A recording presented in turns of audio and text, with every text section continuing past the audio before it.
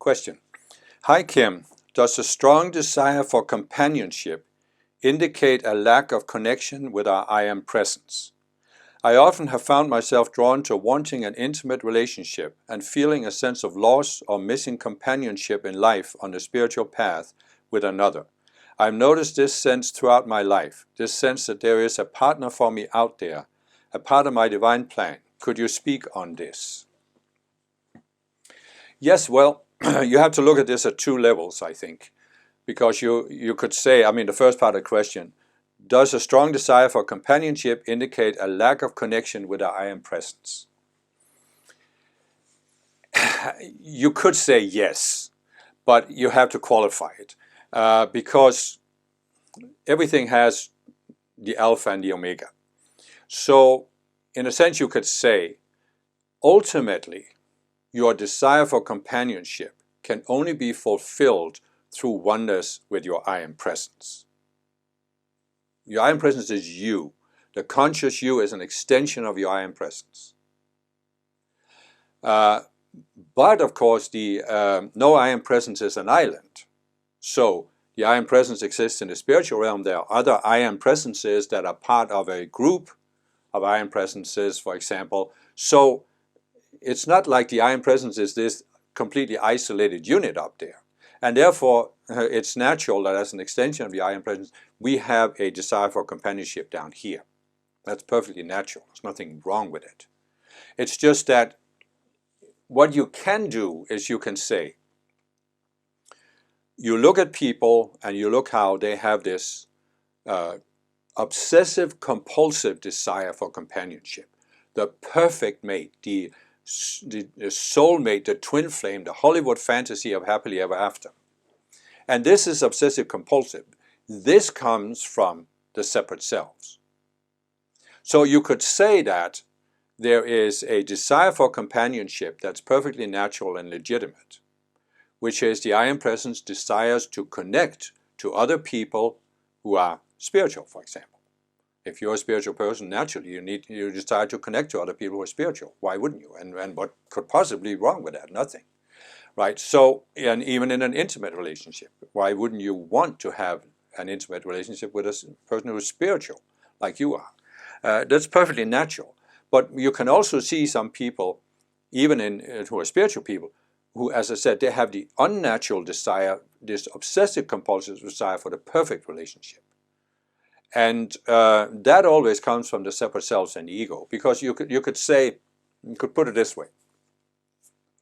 The ego is created out of when you stepped into separation. And in the separation, there are always two dualistic polarities, because you use the duality consciousness to create the ego. And this means that the ego inherently feels incomplete. And so the ego is seeking for a relationship. When people are driven by ego, they are seeking for a relationship with another person, and that person, they want that person to complete them. And this is never going to happen, because your ego is never going to be complete. You are never going to feel complete as long as you are looking at the world through the ego. So that's why this ego desire for completeness, the impossible desire of the ego, has led to all of these fantasies about the ideal relationship and, oh, you just find the right person and you'll feel complete. And that person will never disappoint you and basically won't be a person, because the person will just be there for you. That's what the ego wants. And it can never happen. Yeah, but it can happen temporarily when you're in love and you think so, but when the honeymoon is over, yeah, it all falls apart. And so what I'm saying is you have to make a distinction between these two desires, because if you are driven by this ego desire, you will be disappointed. And if you are a spiritual person, you most likely wanted to overcome that ego desire in this lifetime, and therefore you need to look at your approach to relationships, look at your dream. And then when you get rid of these separate selves that are driving this obsessive compulsiveness, then you can basically go into neutral about a relationship. And you could say, okay, if it comes, it comes. If it doesn't, it doesn't. I'm not going to rush into it just to overcome my sense of incompleteness. So if I'm not in a relationship, I'm going to focus on my spiritual growth, resolving my psychology, tuning into my I am presence, and feeling fulfilled that way. And if a relationship comes, then fine.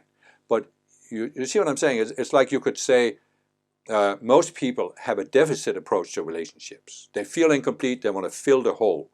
They are seeking their whole lives to fill the hole. And some people go into a relationship, they get disappointed, they abandon that relationship, they go into another one, they keep looking for the pot of gold at the end of the rainbow and never find it.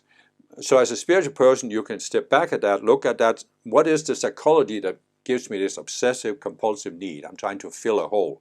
I can get over this deficit approach to relationships and get into a neutral where I can just say, yeah, I'm open to a relationship, but if I don't have it, I focus on my spiritual growth and attunement to my I Am Presence, and I feel fulfilled that way. And if you can come to a point where you have enough connection to your I Am Presence that you are not approaching a relationship with a deficit approach, then you are in a much better position to attract a person to you that's at that same level. And therefore you can have a more fulfilling relationship where you see, when two people come together and they are both seeking for completeness, they're both seeking to fill a hole, then you have two people that are seeking to fill a hole. That means what? They're both taking in, right? If two people are both taking in, who is going to fulfill anybody? I mean, if nobody's giving out, how is it going to fill the hole, the two holes? So it's like, when you can get over that, you can have a relationship that's built on giving instead of taking. And that will be much more fulfilling than most relationships on earth who are based on this impossible expectation. It's just an impossible expectation. And how are you going to get to a point where you are able to give out and you don't have a black hole inside? Well, that is only through connection to your I Am Presence. And that, of course, means you have to resolve the psychology, the separate selves that are blocking that connection. Because the natural state is you have the connection. So it's only these subconscious selves that are blocking the connection. You remove those and the sun will start shining.